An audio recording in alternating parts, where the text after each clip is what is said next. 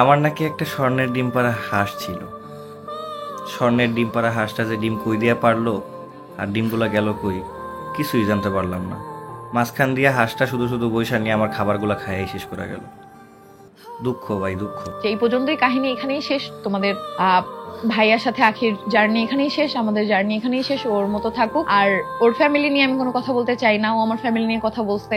তো এই ছিল আখির সাথে আমাদের জার্নি, এখানেই হচ্ছে শেষ। সবাই ভালো থেকো।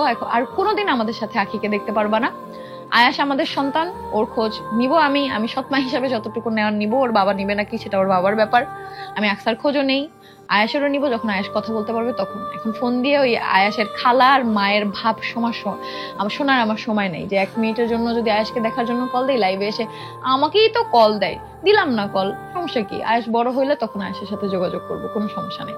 আর এখন যতদিন আমাদের পেজ ঠিক না হবে, আমি 3000 টাকা করে খরচ দিব। পেজ ঠিক হলে আমি খরচটা বাড়াই দিব।